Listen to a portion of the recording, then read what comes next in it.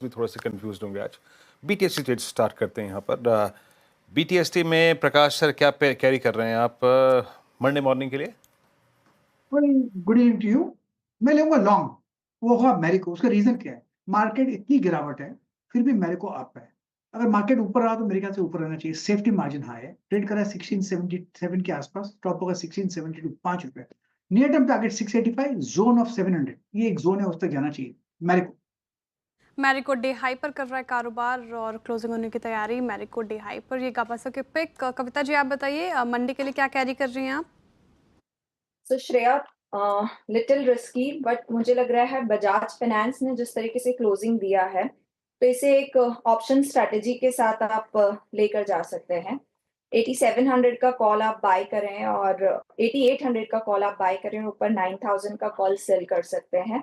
सो यहाँ आप हेज्ड रहेंगे। अदरवाइज मुझे लगता है मंडे मॉर्निंग ये अगर काउंटर अपने आज के दिन के हाई को निकालता है तो अपसाइड टारगेट 8900 9000 के लेवल की तरफ ये बढ़ सकता है। In that case stop loss maintain करना चाहिए 8690 का। सो आप 8690 के स्टॉप लॉस के साथ बजाज फाइनेंस पर एक बाय ट्रेड करें। ओके, बजाज फाइनेंस से बात हुई। रचना जी आपका ट्रेड क्या रहेगा? जी, हम एम्फेसिस को शॉर्ट करेंगे फ्यूचर्स पे एंड 2240 के करीब है ये। अगर 2270 का एसएल इसमें सस्टेन होता है तो डाउन साइड पे हम 2200 का टारगेट लगा सकते हैं। एम्फेसिस डे लो पे क्लोज होने की तैयारी और ये शॉर्ट कॉल रचना जी की तरफ से आती हुई। राजेश सातपुते जी आप बताइए आप क्या कर रहे हैं सोमवार के लिए? BTST STBT?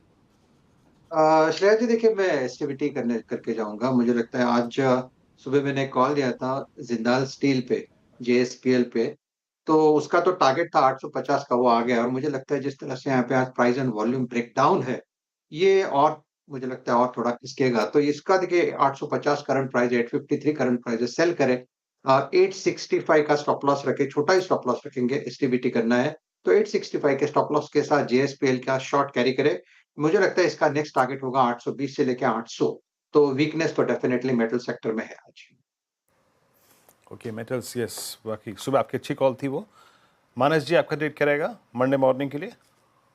तो वीरेंद्र जी, आरईसी के फ्यूचर में बिकवाली करने का ट्रेड लेना है। आरईसी में 3-4 दिनों से कंसोलिडेशन देख रहे थे। आज फाइनली 20 डे मूविंग एवरेज के नीचे स्टॉक फिसला है, प्राइस ब्रेकडाउन है, वॉल्यूम ज्यादा दिख रहे हैं। तो आरईसी के फ्यूचर में जो कि 404 रुपए 40 पैसे के आसपास ट्रेड हो रहा है, उसमें 411 रुपए के स्टॉप लॉस से बिकवाली करने का ट्रेड लेना है और 390 रुपए के टारगेट सेट करना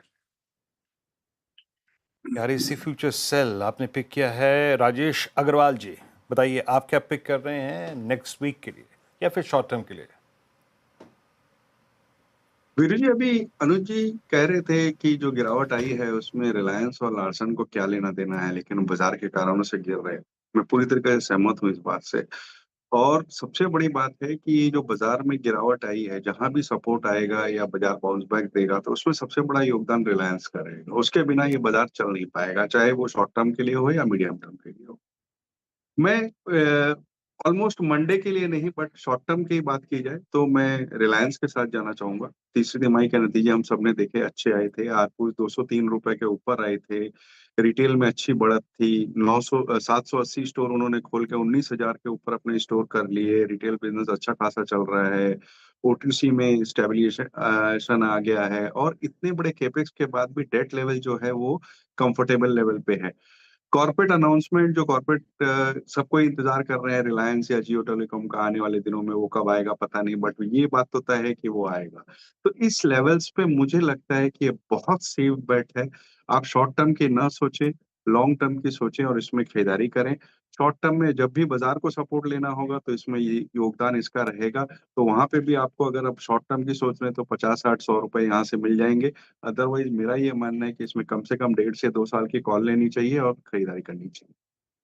रिलायंस पसंद आ रहा है राजेश अग्रवाल जी को। यहाँ पे लॉन्ग टर्म के लिहाज से बने रहने की सलाह है, लेकिन एक डिस्क्लेमर हमारी तरफ से, रिलायंस हमारी पेरेंट कंपनी है। कोई भी खरीद फरोख्त आपको करनी है तो अपने पर्सनल एडवाइजर की सलाह के साथ ही ऐसा करें। अब रिलायंस के